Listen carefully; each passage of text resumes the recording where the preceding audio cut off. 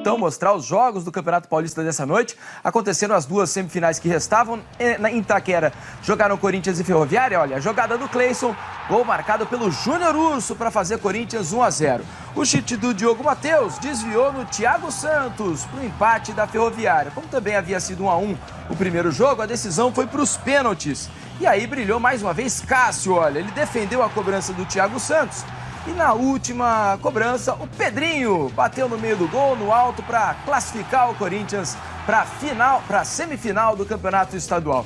Olha o que o Antony fez do São Paulo no jogo contra o Ituano. Olha a caneta que ele deu no Peri, no meio das pernas. Aliás, o Antony foi o grande destaque do jogo. Olha, ele rouba essa bola aí no campo de defesa, arranca em velocidade, faz uma pausa ali na entrada da área, vê muito bem o Pablo lá do outro lado, que domina bem, chuta, é travado no rebote. Outro garoto da base do São Paulo, Lisieiro, bate para fazer o gol da vitória do São Paulo. São Paulo já havia vencido o primeiro jogo, bate o Ituano mais uma vez e também se classifica para as semifinais do estadual. É a comemoração dos garotos do São Paulo que deram nova vida para o time. E aqui no telão a gente tem os confrontos das semifinais do estadual. Teremos São Paulo e Palmeiras. Esse jogo deve ser no sábado, porque o Palmeiras joga na terça-feira pela Libertadores. No domingo a gente deve ter Corinthians e Santos. Definidas as semifinais, prometem jogos muito bons, os 4 grandes classificados, Renata. Agora tivemos jogos em outros estaduais também, né, Felipe? Isso mesmo, Renata. Tivemos jogos importantes pelos estaduais espalhados pelo país. Vamos começar pelas quartas de final do Campeonato Gaúcho. Internacional e Novo Hamburgo jogaram no Beira-Rio. Cobrança de escanteio na primeira trave para Newton dar a vitória para o Novo Hamburgo. Mas quem se classificou foi o Inter mesmo, que venceu o primeiro jogo por 2-0. Semifinal do Campeonato Baiano, Atlético de Alagoinhas e Bahia. A primeira imagem não é de bola rolando, uma reclamação assintosa do médico do Atlético para cima do árbitro. Detalhe, o nome dele é Joaquim Neto. Além de médico do Atlético, ele também é prefeito de Alagoinhas. Essa não foi legal, não. No contra-ataque, passe do Elber para o gol do Fernandão, Bahia 1-0. Elber faz boa jogada e toca para Shailon. Ele limpa o lance e bate para fazer o segundo. Bahia classificado para a final. Espera agora o vencedor entre Bahia de Feira de Santana e Vitória da Conquista. Campeonato Goiano, Goiás e Aparecidense. Contra-ataque do Goiás. Michael toca para Renatinho fazer 1-0. Washington bateu de fora da área e o Sidão não pegou.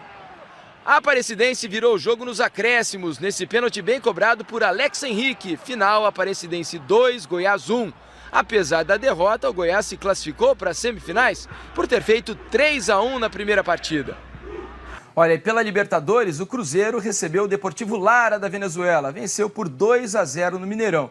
Só que até o momento a TV Globo não recebeu as imagens com os gols do jogo, Renata. Felipe, pela Copa do Brasil, o único jogo essa noite com uma bonita homenagem ao jornalista Rafael Renzel. Exatamente. Foi no confronto estadual, jogo entre Chapecoense e Criciúma. A gente vai mostrar agora as homenagens ao Rafael Renzel, né, jornalista, sobrevivente do voo da Chapecoense, que caiu em 2016. Ontem morreu vítima de infarto. Aí as belas homenagens lá na Arena Condá. Com bola rolando, Eli Carlos, do meio da rua, bateu para fazer Chapecoense 1-0.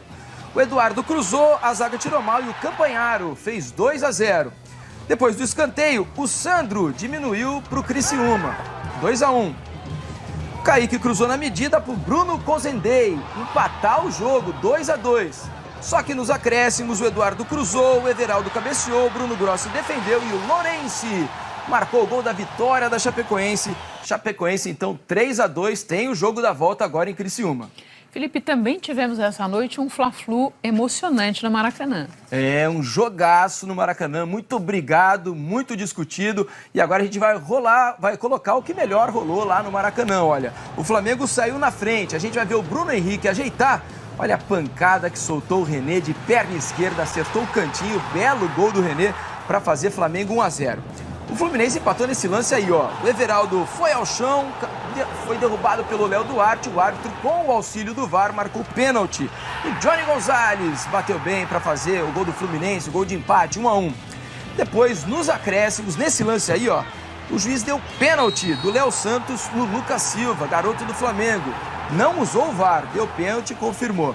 E aí o Everton Ribeiro bateu com muita categoria para dar a vitória ao Flamengo nos acréscimos, 2-1 sobre o Fluminense. E nesse jogo também algo chamou a atenção, todo mundo muito preocupado com o Abel Braga, técnico do Flamengo. Olha, a gente tem imagens do Abel no finalzinho do jogo, isso ainda foi antes da cobrança do pênalti que a gente acabou de mostrar do Everton Ribeiro, passando mal, sendo auxiliado pelos médicos do Flamengo e sendo levado para o vestiário. Logo depois da cobrança, ele entrou no vestiário. Depois do jogo, ele saiu aí sorrindo, mas de cadeira de rodas, foi levado para um hospital na zona sul do Rio de Janeiro. O Abel teve de ser levado com a ajuda de uma ambulância. E o médico do Flamengo, depois do jogo, o doutor Gustavo Caldeira, falou sobre a situação do Abel. Vamos acompanhar. Tá ótimo, tá muito bem, tá sem dor, tá acordado, orientado. Inclusive pediu, como eu falei há pouco, para passar o recado para a torcida do Flamengo.